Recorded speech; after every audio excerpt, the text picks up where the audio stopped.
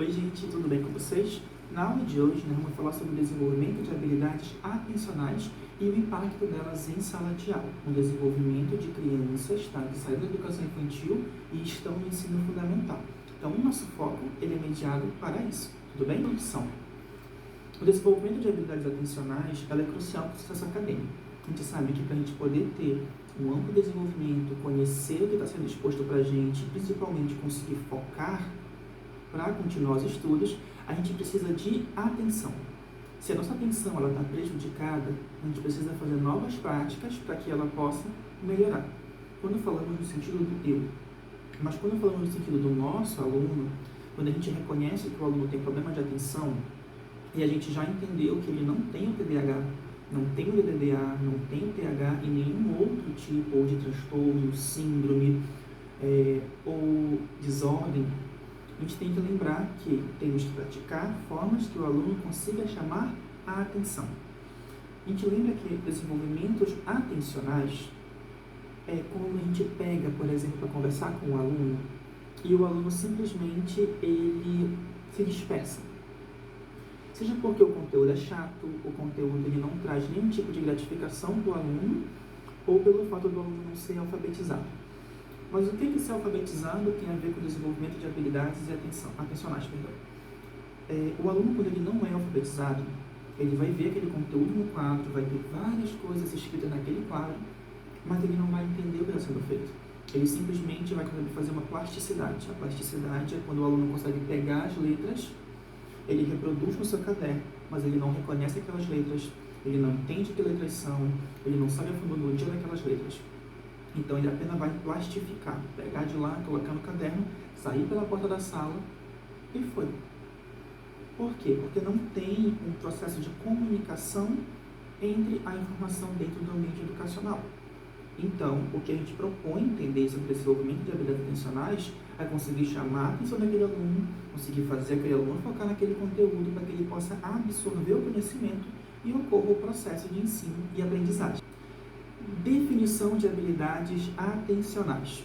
Quando a gente fala da definição dela, elas referem-se à capacidade de focar e manter a atenção em um determinado conteúdo ou tarefa específica. Então é quando a gente está ali concentrado, fazendo nosso trabalho, consegue fazer nossa pesquisa, responder nossas perguntas que estão no trabalho sendo feito.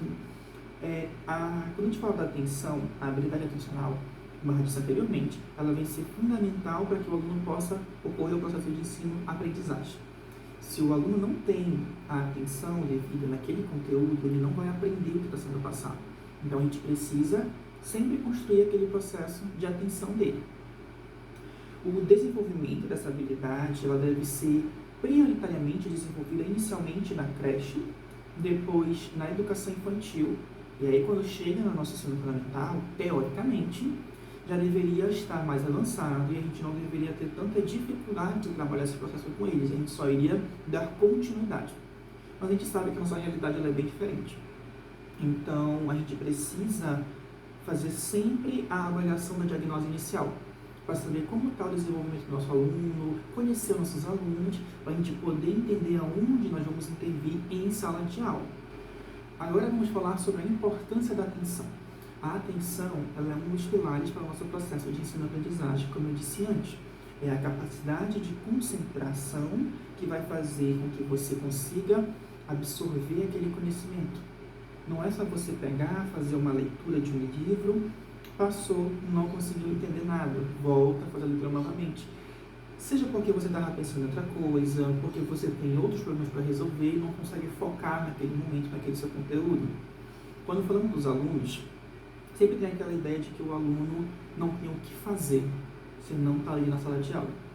O aluno ele é um ser biológico, social e afetivo. Se ele estiver saudável, ele vai conseguir se concentrar? Vai. Só que esse saudável, ele inclui não estar doente, ter uma boa relação familiar e ter uma boa relação emocional.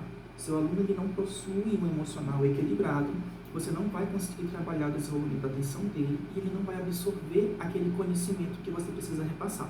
Os fatores que influenciam a atenção São vários fatores que eles podem influenciar na atenção do aluno, incluindo o ambiente escolar em que ele está, como é a sala de aula, a metodologia que o professor utiliza para ensinar, o estado emocional dele, a atenção e o desempenho escolar. Vamos lembrar que quando a gente fala da psicologia e educação para trabalhar nesse meio, os fatores que influenciam, a gente entende que da nossa responsabilidade como educador de sala de aula, nós devemos manter o ambiente equilibrado. O aluno precisa se sentir seguro, confortável, acolhido em sala de aula para a gente fazer o nosso trabalho. Nesse processo, eu sempre dou essa dica. Quando você estiver em sala de aula, evite encher a sua sala com tantas imagens, com tantas coisas que possam dispersar a atenção do aluno. Criar um canto para isso é mais adequado. Você encher a sala com vários conteúdos aleatórios que você não vai trabalhar naquele dia, aí já é um pouco mais difícil, porque o aluno vai focar naquela borboleta, naquele desenho do Ben 10, naquela imagem do Naruto, então ele vai se dispersar a atenção. E quando o aluno ele tem a déficit de atenção também e o TDAH ou só o TH, aí é que aquilo vai influenciar demais o impacto em sala de aula.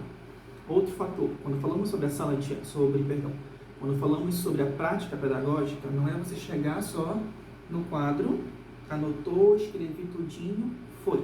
Não. A gente tem que lembrar que a nossa prática pedagógica ela deve ser dinâmica, lúdica e tem que ter interação entre educador e educando. Nesse processo vai ocorrer o ensino-aprendizagem. Essa linha ela é quebrada a partir do momento que o aluno não presta atenção. Só que se o aluno não presta atenção, o professor tem que pegar uma prática pedagógica para conseguir prender a atenção dele naquilo que o professor está tentando explicar. Ah, mas o conteúdo é chato, o conteúdo é difícil, torne o conteúdo lúdico. Torne o conteúdo no nível daquele aluno. Seja no nível psicológico, emocional, biológico dele. O importante é você fazer ocorrer a viabilização da comunicação entre vocês e o processo de aprendizagem. Desenvolvimento atencional. A gente vai falar para desenvolver isso, atividades lúdicas, mindfulness, que são técnicas que envolvem abordagens que ajudam os alunos a praticar concentração e focalizar em determinado conteúdo.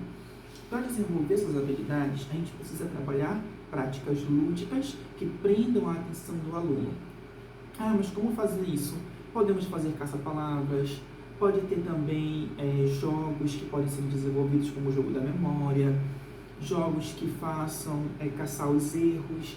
Ah, mas como é que eu vou ensinar ciências com isso, matemática? A questão é você entender que você tem um conteúdo, você tem um objetivo para aplicar, mas você tem, por exemplo, 35 alunos diferentes. E nesse processo, você que tem que se adaptar aos seus alunos. Não são eles que têm que se adaptar ao seu conteúdo. Você tem que fazer de uma forma que o conteúdo flua para a mente deles. O impacto no rendimento escolar. Quando a gente fala do impacto do rendimento escolar, nós devemos lembrar que qual é o maior impacto do aluno que não tem a concentração. Ele não vai conseguir focar. Se o aluno não vai conseguir focar nas tarefas que são passadas do dia a dia na escola, logo, ele não vai fazer as atividades, ele não vai conseguir fazer uma prova, ele vai ter extremas dificuldades em fazer trabalho em grupo. Normalmente, quando a gente coloca o trabalho em grupo, pode ser até uma válvula de escape, porque vai ter outras pessoas para estar ajudando esse aluno. Mas quando não ocorre esse processo, os estudos eles vão mostrar o quê?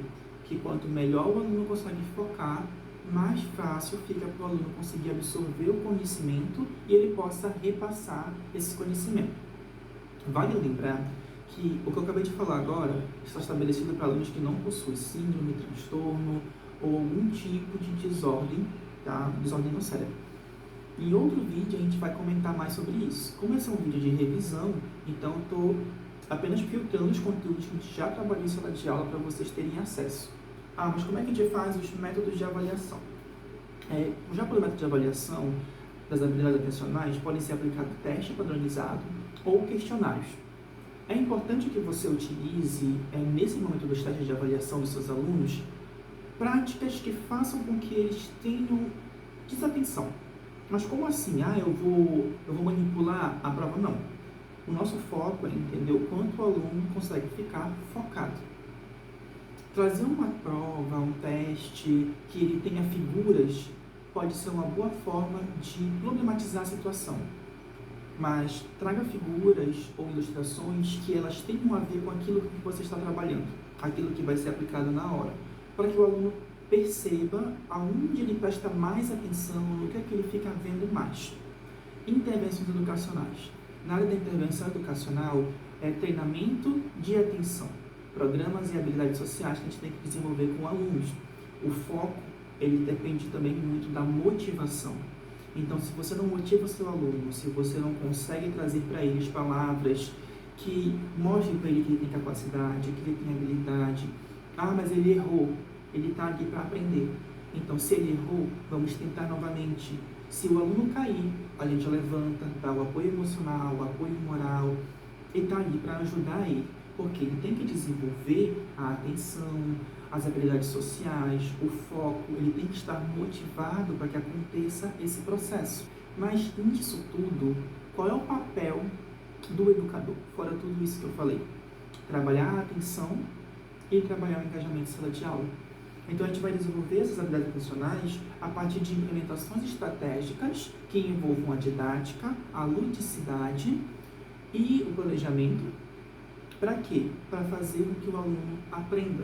O aluno precisa desenvolver a atenção dele, engajar em sala de aula para que ele consiga ter um melhor rendimento. Se a gente não consegue se a gente não consegue trazer os conteúdos para o aluno e o aluno se fica atrasado no rendimento dele, o prejudicado não somos nós, somos os alunos.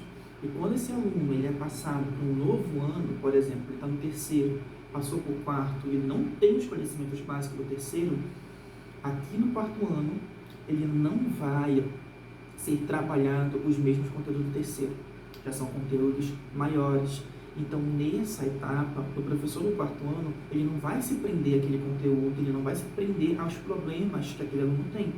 O que ele vai fazer é dar continuidade e tentar amenizar os problemas que aquele aluno já possui. Então, a partir do momento que você empurra com a barriga do terceiro ano, por exemplo, quarto, o próximo professor pode ou não se dedicar exclusivamente àquele aluno. Normalmente não vai, porque são em torno de 35 a 40 alunos que ele vai estar trabalhando em sala de aula. Nessa situação, a gente sempre tem que lembrar assim, não estou ali para resolver todos os problemas da minha turma, eu estou ali para ensinar o processo de ensino-aprendizagem, eles têm que aprender e eu tenho que ensinar de forma lúdica, dinâmica, interativa, mas também tem que fazer o papel social enquanto educador, trabalhar a motivação, o engajamento, o desenvolvimento social dele com os colegas, para que quando eles forem para o próximo professor, aquele educador, ele possa levar o conhecimento deles, trabalhar outros conteúdos e não ficar preso em um único processo de ensino. Deu para entender? Quando a gente fala de todo esse processo de desenvolvimento da atenção, a gente tem que lembrar que os pais, eles são primordiais. Eles têm que trabalhar em casa a leitura, têm que trabalhar a escrita e a oralidade. Professor, mas como é que eu vou fazer com que meus pais, no caso os pais dos meus alunos, eles prestem atenção nisso? Se eles vão falar que o filho não gosta de estudar, o filho não gosta de ler, o aluno, ele sempre tem um gosto por alguma coisa. A partir do momento que o professor identifica esse gosto, ele pode dizer para os pais o que os pais podem trazer para eles fazerem uma leitura. Por exemplo, o aluno não gosta de ler, mas ele gosta de ver gibi. E se ele gosta de ver gibi e lá de praticar leitura, não tão ampla quanto ele praticaria lendo um texto, mas ele está praticando a leitura dele. Então, nessa etapa, você pode falar para os pais, olha, vocês podem trabalhar esse conteúdo, esse gibi, esse arquivo, que vai fazer com que o aluno vá se desenvolvendo e vai criando o gosto aos poucos. Mas ele não gosta de ler, por exemplo, Turma da Mônica. Pelo menos ele gosta de ler Turma da Mônica que envolva futebol. Então, os pais têm que procurar aqueles conteúdos que o filho goste, se interesse, porque o pontapé inicial é você trazer ele para a leitura, seja por gibi, por mangá, por textos de contos de fadas. É muito importante trazer a leitura com ilustrações, aquilo consegue trazer mais rápido a criança para o mundo das fábulas. E, a partir disso, você ir desenvolvendo o processo da leitura dele. Se for um trabalho em conjunto entre sala de aula, professor e aluno, família e aluno, o aluno se desenvolve cada vez mais rápido. Qual é o resultado que isso vai trazer no final de todo esse processo? O desenvolvimento emocional e social. A partir do momento que você consegue trabalhar todos os aspectos que eu falei, consegue trazer para a sala de aula, consegue trabalhar de forma lúdica, prender a atenção do aluno e viabilizar a comunicação, os alunos vão ter um amplo desenvolvimento emocional e social. O aspecto cognitivo do aluno que nós estamos falando é desenvolver a atenção dele. Se ele consegue entender o que está acontecendo, ele consegue se prender nos conteúdos, ele vai desenvolvendo a comunicação, vai desenvolvendo a leitura e vai desenvolvendo outros aspectos que no futuro serão muito gratificantes para ele. A conclusão. O que a gente entendeu de tudo isso? O desenvolvimento das habilidades atencionais é vital para o sucesso de um acadêmico, tanto no ensino fundamental quanto para o resto da vida dele. Nós, educadores, devemos investir e promover a atenção para que exista o rendimento escolar. Para que haja esse resultado de melhor rendimento escolar, é preciso aplicar formação integrada com os alunos, é preciso praticar formações pedagógicas com os professores, mas quando a escola é muito carente a esses recursos, o educador precisa trazer práticas, trazer ideias inovadoras com que prenda a atenção do aluno, para que o aluno possa desenvolver a sua atenção ir para o próximo ano e nesse próximo ano conseguir continuar caminhando. Lembrando que a atenção ela é um dos aspectos daquilo que deve ser abordado em sala de aula. Então, quando falamos desse primeiro aspecto, estamos nos referindo ao processo de desenvolvimento da atenção para a melhor qualidade do rendimento escolar. Eu espero que tenham conseguido entender esse assunto, que tenha ficado um pouco mais tranquilo. Lembrando que isso aqui são revisões, então os conhecimentos eles estão em outros assuntos, outros lugares, mas aqui está sendo apresentado as revisões para que vocês possam ter acesso ao que está acontecendo, o que está acontecendo, o que está sendo desenvolvido e o que eu trabalho com as minhas turmas. Um beijo!